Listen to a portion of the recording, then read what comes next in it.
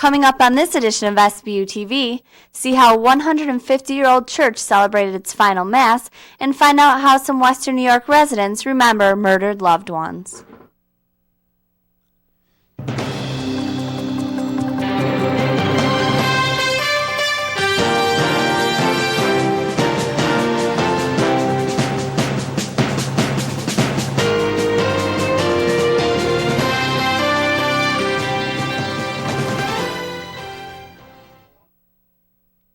Welcome to Sbu TV News. I'm Michael Postles. And I'm George Blas. An area church that recently lost its pastor is now facing another difficult time. Claire Glatz went to a very special Mass there and found out why.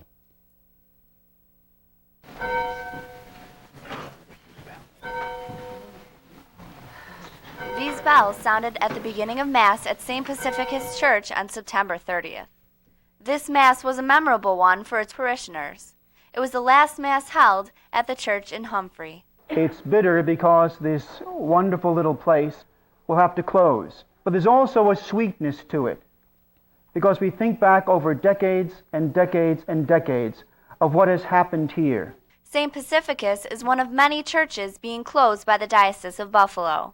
This church was founded 150 years ago. Many of these people have never gone to Mass anywhere else. Now they will.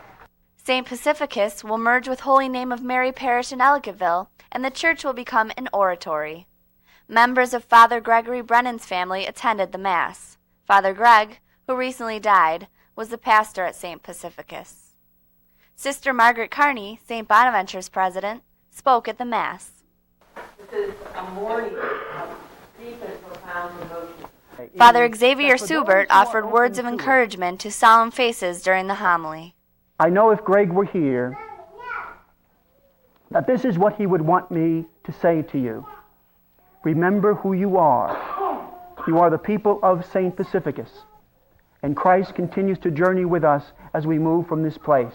For Sbu TV, I'm Claire Glatz. According to the Diocese of Buffalo's website, announcements have been made about coming changes to a total of 80 parishes, missions, and oratories, and 14 schools, with more to come. I took a look at the St. Bonaventure campus reactions to the new text message notification system.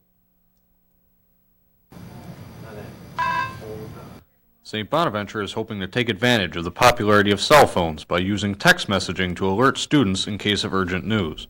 But what do students and faculty think? That's probably the best way to deal with emergency situations, because it's very hard for me to think of anyone that I know, any of the students on campus that do not have a cell phone. Surveys over the past 2 years have shown that over 90% of students use cell phones as their primary phone. In this day and age, I'd say probably text messaging is probably a really good idea. People usually check their text messages lots of times a day, so I definitely think it probably is one of the best ideas they could do. The idea behind the system is an easy way to quickly get the word out about something. And when I say quickly, I'm talking in minutes. Reactions to the announcement of the new system have been quite positive.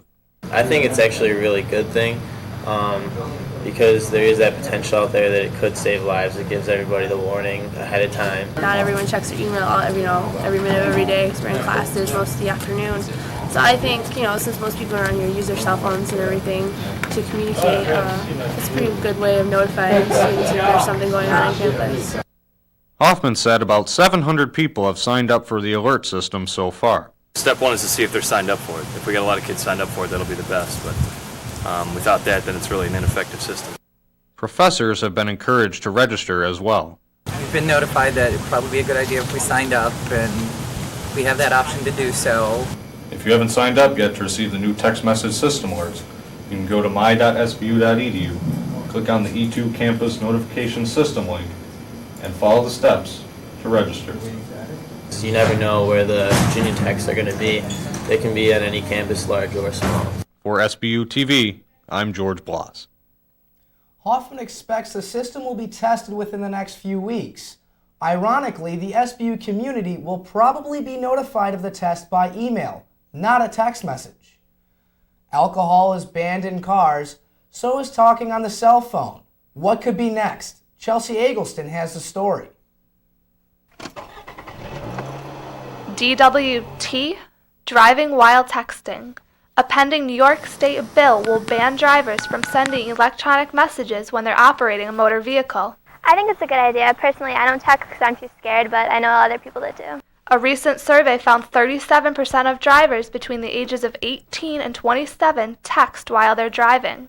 One study stated drivers are 6 times more likely to be distracted and get into an accident when they are text messaging. I actually do it all the time. Sometimes I don't even realize I'm doing it. I actually find myself doing it more on long-distance trips, like to New Jersey. Investigators believe electronic messages might have been a contributing factor in the crash that killed 5 Rochester teenagers last summer. There's no question that there was text messaging going on between a cell phone in the vehicle and another individual. This points out, this terrible tragedy points out, that our main objective when we're operating a car needs to be to pay attention to that function.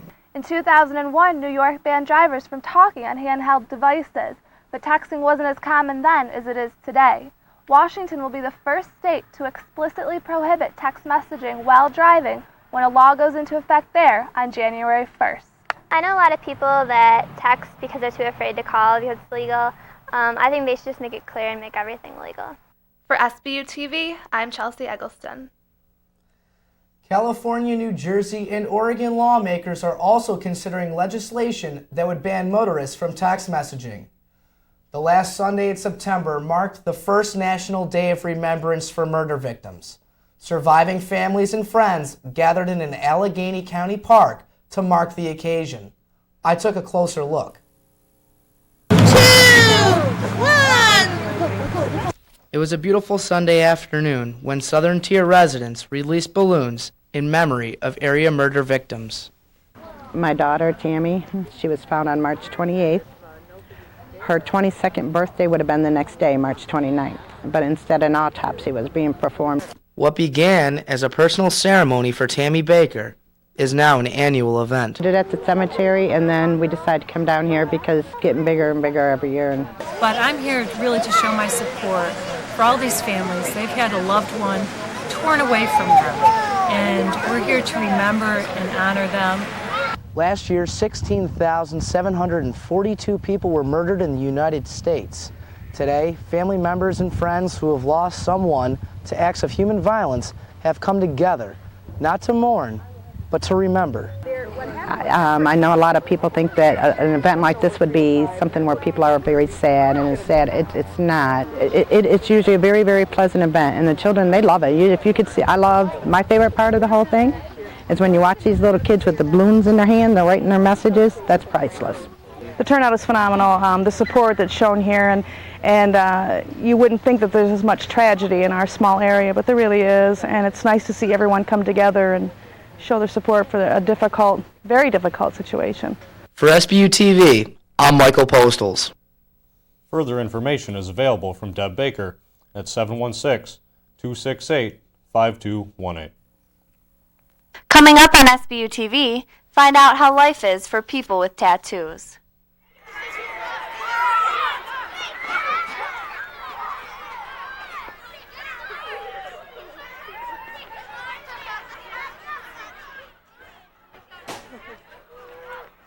Let's sit down for a second, okay? So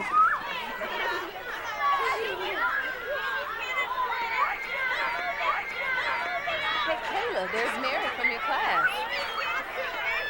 Hi, Mary. Hi, Kayla. Come and play. Oh, sweetie. Why don't you go play with those kids over there? Why?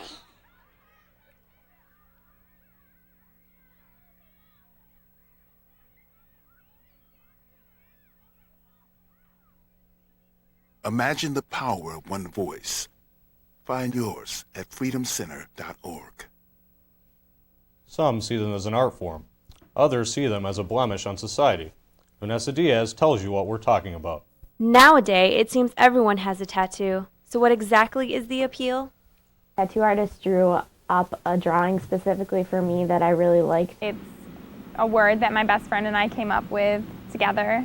To me, it's a personal love and a I see it as an art form. Sure, it seems like a good idea at the time, but what happens when times change, and so do you? Even if it gets a little wrinkled or whatever in the future, it will still have that meaning. I'll be like 50 or 60 and hopefully married and retired by then, so I really won't care what I look like. It is estimated that 1 in 8 people have a tattoo.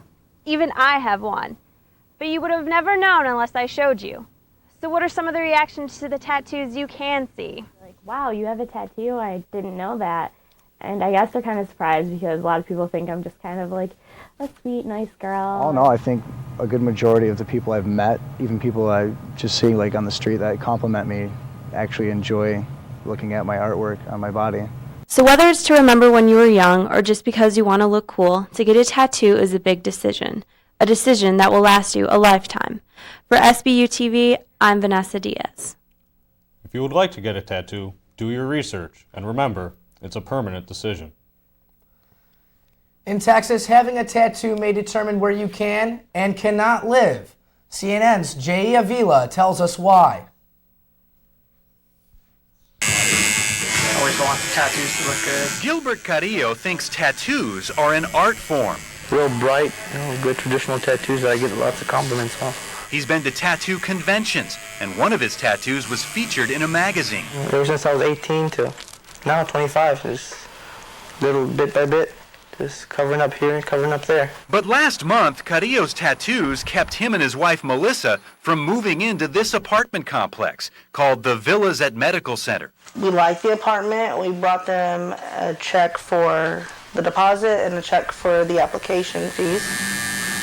But later, Gilbert went by to look at the apartment wearing a short-sleeve shirt. The next day, the Carrillos were told they didn't qualify to live there because the tattoos on Gilbert's arms violated the policy on personal appearance. For them to be so judgmental upon a person's appearance and for them to judge somebody based upon them having a tattoo is just ridiculous, you know. The Carrillos were also upset that the manager refused to refund their full $70 application fee. But mostly, they feel the policy is discriminatory. So the troubleshooters went to the Villas at Medical Center to hear their side of it. The manager, Daisy Salazar, said she wasn't allowed to talk to us. We have our own lawyers and everything. I'm not allowed to speak to anyone. Can't comment at all about the tattoo situation. Can't, I'm sorry. But we didn't give up. We contacted one of the owners of the apartments, a Southern California doctor named Edward Frankel.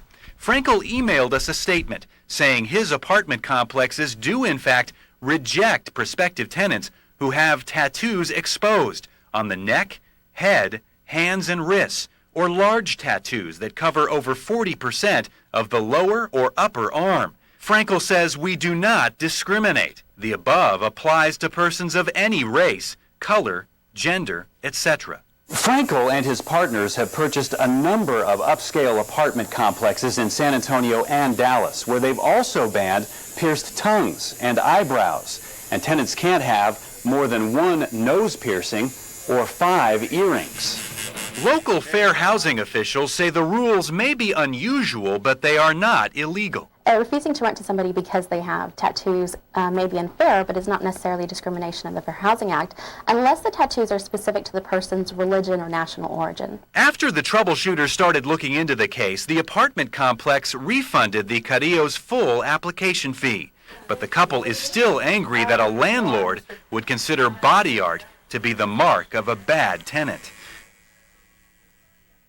A young filmmaker recently talked to St. Bonaventure seniors about their potential after graduation. Stephanie Nikolaou reports. Went to Venezuela and started asking questions.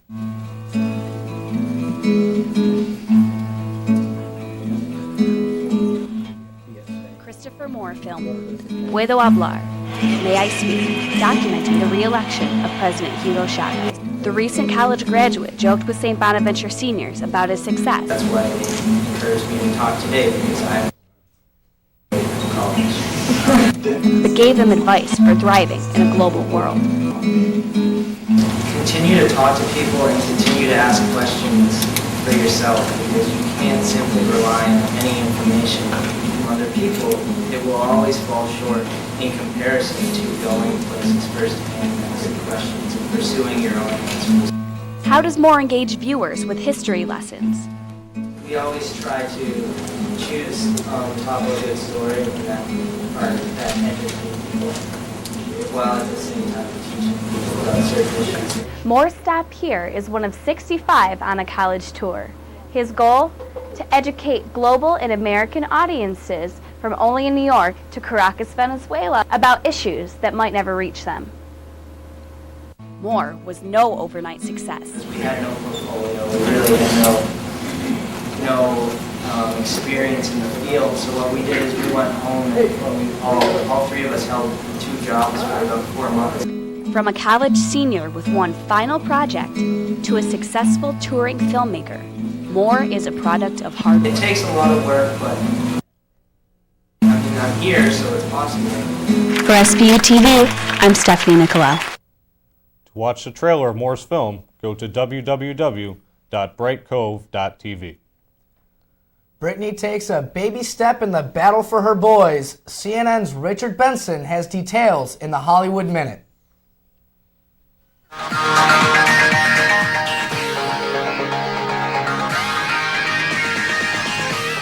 Britney Spears didn't attend a hearing in family law court, but her former husband Kevin Federline did. The closed proceeding Wednesday followed a judge's orders this week for Spears to temporarily surrender custody of her 2 sons to Federline.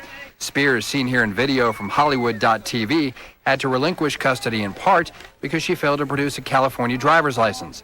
But the California Department of Motor Vehicles says a temporary driver's license has now been issued to the pop singer.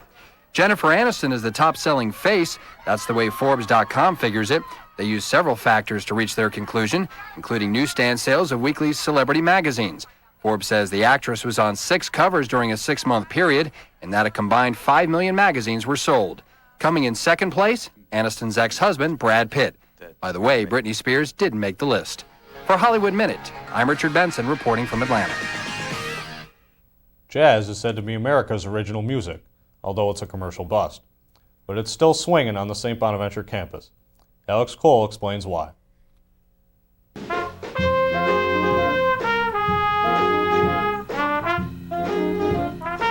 Jazz at St. Bonaventure is still alive and well, thanks to the efforts of 13 students.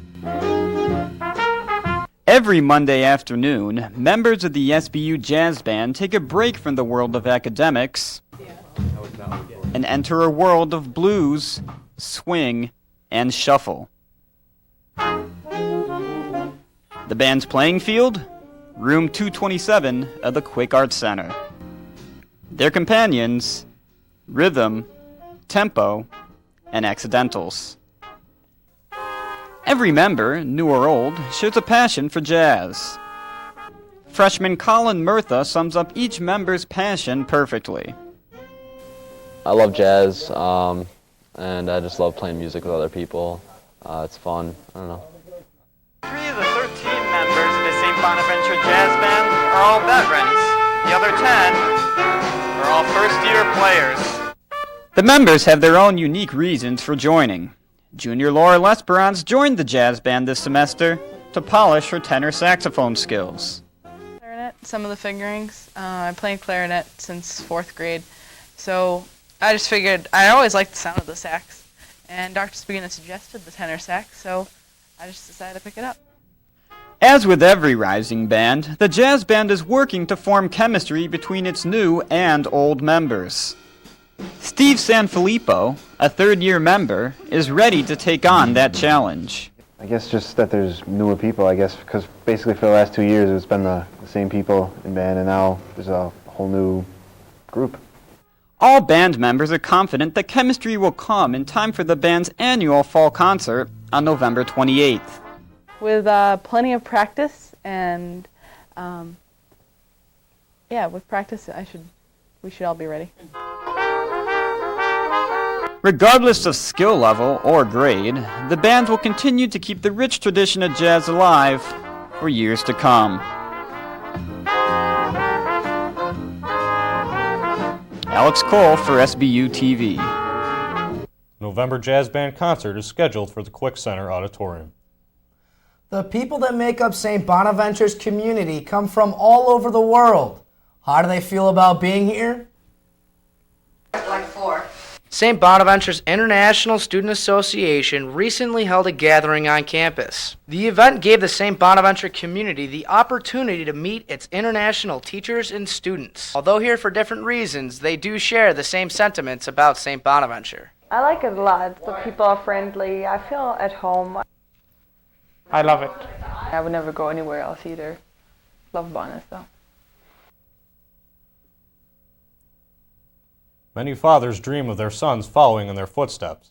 For the dad of our anchor, Michael Postles, that dream might not be too far from reality. Caitlin Dean has the story. Father. Topping the news, Buffalo police continue their hunt for sexual predators. Like son. With the school year officially beginning, we wanted to know how students are approaching their safety this year. Don Postles has been an anchorman for Channel 4 in Buffalo for the past 14 years, and an anchorman for over 32 years.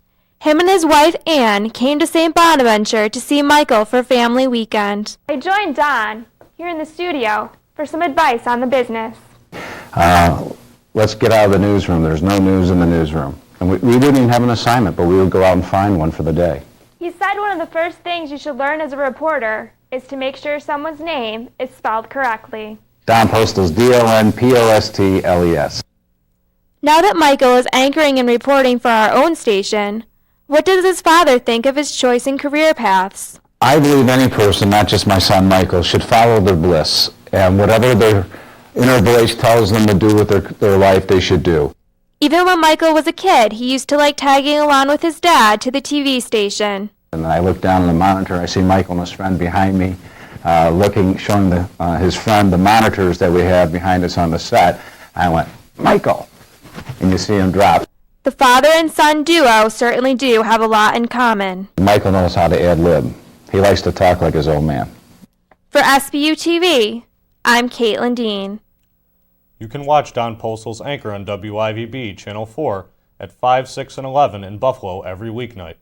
And you can catch his son Michael here at Sbu TV. We'll be right back with sports after this.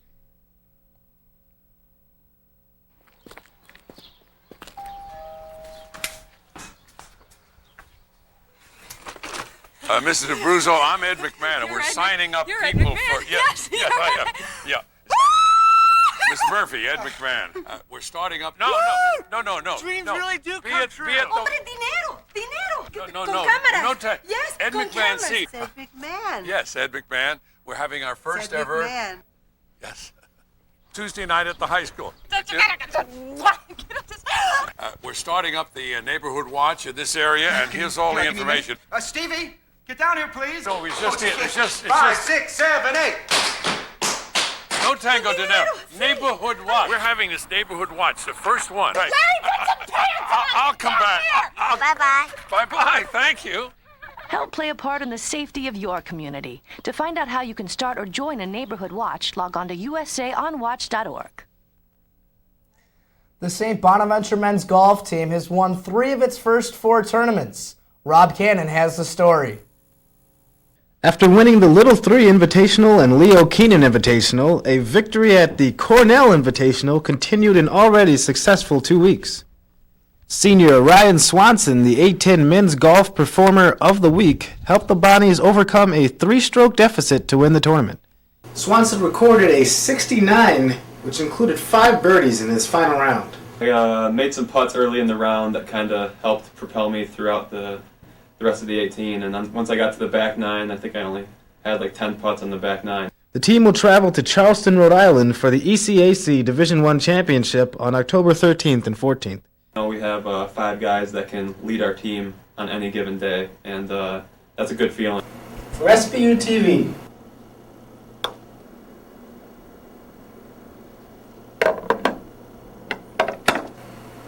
I'm Rob Cannon. The clubs get put away soon, but the team returns for more competition in the spring. Sports are more than just fun and games these days. There's a big marketing component, even on this college campus. Jeff Landers reports.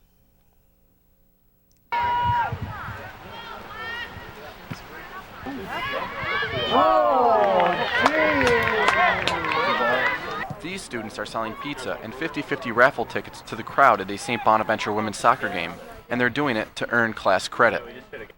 Marketing 309, more commonly known as sports marketing, is a class designed to give students a hands-on approach to learning the principles of marketing a sporting event. 35 students must work together in groups to increase awareness and attendance at SBU athletic events. How do they do it? It's simple. Come up with something the fans will enjoy, then get the word out to the crowd. You know, a typical event, if you just see there's a soccer game, people might not have a reason to come out. But if you build events around the soccer game, the event itself, you give people a reason to want to come out and, you know, get to know the players. They're not just helping the athletic department market its sports teams either. They're learning from the department's administration as well. That's right, Athletic Director Steve Watson teaches the Tuesday night class. So what is Team 1? Who's Team 1? Raise your hand. What are you guys doing? We're doing the home opener for the men's game. Watson is entering his first full year as athletic director here at St. Bonaventure, but it's clear he's not focused on just athletics. Yeah. Thank you. I think it's fun. It's a good way to interact with the students, and for me, that's part of the reason why I got into this business. And I think it's a really cool experience, and it's one that most students at a lot of universities don't get, especially at Division I level, because, you know, a lot of athletic directors are pretty unavailable to staff and students. So for him to come in is pretty cool. We do things a little bit differently. We're more of a family. People talk about the Bona community and the Bona family, and it starts from the very top with Sister Margaret. Watson says it's a great way for students to learn, and the students aren't only learning, they're giving back to the community. All profits generated by the class will be donated to the Genesis House in Olean. For Sbu TV, I'm Jeff Landers. Some colleges now have majors in sports marketing, reflecting the changes underway in selling pro and amateur athletics. That wraps up this edition for Sbu TV News. For George Blas, I'm Michael Postles, wishing you a good night. We leave you with a look at the names of the murder victims from the area honored recently in the memorial service.